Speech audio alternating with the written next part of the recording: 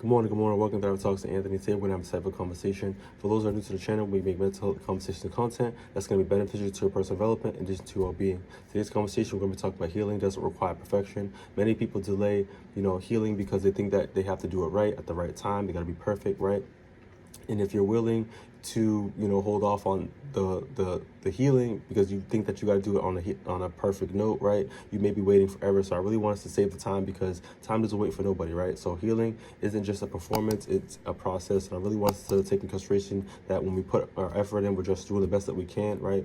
We're on a roll. We're already, things are starting to happen, right? So we got to be able to have that compassion in that sense, right? So let's normalize and let's reduce some stigma in regards to that shame, right? So people often expect themselves to respond maturely all the time. Setbacks feel like, failure is, bad, right? But at the same time too, that's a part of the growth, right? We fall down, you're able to get back up, right? So emotional reactions don't cancel out the progress, right? So just because you feel the way you feel doesn't mean that you're not doing, good and progress is not happening, right? So you got to be able to reassure yourself, be steady, right? Be consistent with yourself, right? Reduce that peer pressure off yourself by having that compassion, being kind to yourself, right? And then just emphasizing that imperfection is a part of, the change.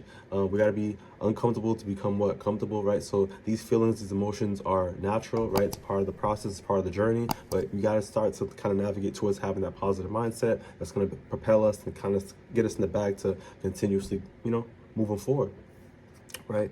Some psychoeducation, I want to still dive into this as well because we got to have some of that grounded, ness to, our routine, right? So an understanding as well, right? So healing isn't linear, right? So the brain requires that thorough repetition, right? Not perfection, right? So as long as, like I said, we have that effort, we're showing up for ourselves, we're doing the best that we can, right? That's all that matters, right? So the brain, the body, it connects and it will respond productively when we are, like I said, kind to it, right? So the nervous system learns safety gradually.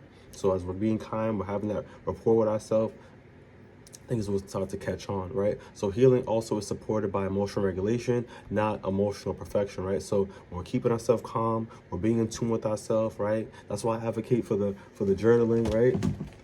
Spend some time journaling, really get in tune with your thought, get in tune with your body, right? And different aspects of yourself. That's going to be able to help you out. Research also published in clinical psychology science shows that people who can flexibly regulate their emotions in real time experience better psychological outcomes than those who are rigidly control and suppress them, right? So for those out there, please don't suppress their emotions. Don't keep them bottled in, right? Try to be, a little vulnerable.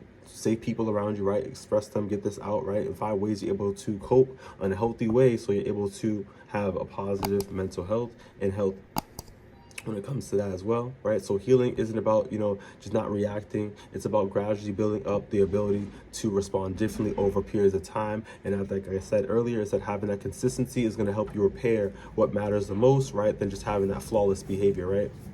So, we got to take that in consideration, right?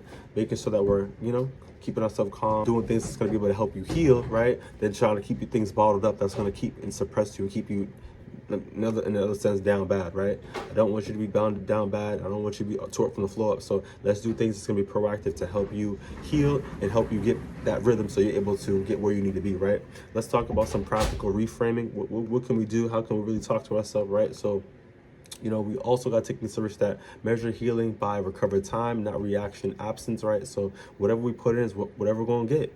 So focus on the repair after the rupture, right? So whatever is happening in the situation, everybody's situation is going to be different, right? But at the same time, too, we're here to heal, right? We're not here to focus on that perfection. So I really want us to take that in consideration, right? So replace with I messed up with I'm practicing, right? I'm doing my best.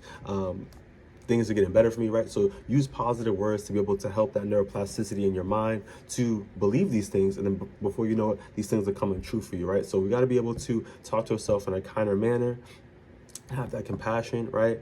And acceptance of ourselves, right? Whatever the situation is, to be able to heal, right? So healing isn't about never getting triggered. It's about responding differently over periods of time, right? So we're adjusting our behaviors, we're loosening our ways, we're taking the weight off our back, our shoulders, right? And getting that uncomfortable twisting feeling in our stomachs, right? And having those, having peace, right? So I really want us to take that in consideration, that this is a process, not something that we got to look at it as perfection, right?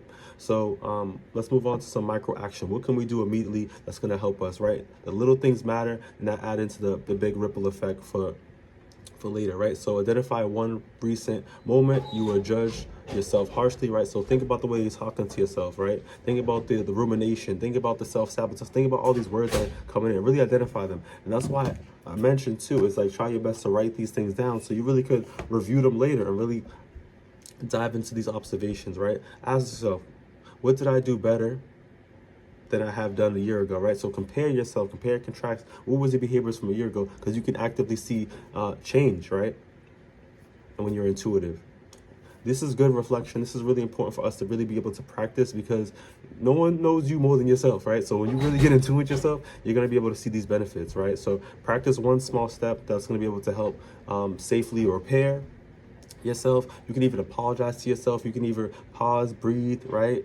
Set boundaries. There's different things you can do for yourself, but you got to be intuitive with yourself, right? And like I said, have that compassion and really boost yourself up. Yo, like I grew, I changed. The way I was behaving before is different now, right? So really give yourself that praise, right? Self-care, self-love, it starts there, right? So in regards to some growth, right? So what would growth look like if you didn't have to be perfect? Right? So some of us out here, we put in high expectations on ourselves. We're beating ourselves up. Like I said, we diving into that negative mindset. We self-sabotage, right? That ain't doing nothing besides what? Pulling us down, right? We don't want to be taught from the floor up. So let's do other things that's going to help us proactively move forward positively, right? So we talked about some things, and it starts with dialogue, that inner dialogue. Let's talk to ourselves in a kinder way. Let's regulate our mindset. Let's regulate our emotions, right? So we're able to have these positive outcomes, right? So coming to a close, I really want to take in consideration that perfectionism, delays healing by, making it conditional, right? So let's change the perfection aspect of things. Let's not even worry about being perfect. Let's worry about ourselves. Let's worry about, what can we do to move proactively with a solution? And that is being kind to yourself. So reducing the perfectionism, showing up for yourself, being consistent, doing the best that you can, right? And having that effort is really going to get you where you need to be, right? So, a question I want to ask you is that, what if healing counted even on the messy days? Right, we still move proactive, right? So little things matter. Be kind to yourself, love yourself, right? If you found this video beneficial, give it a thumbs up, share if possible, and I'll see you in the next one. Take it easy.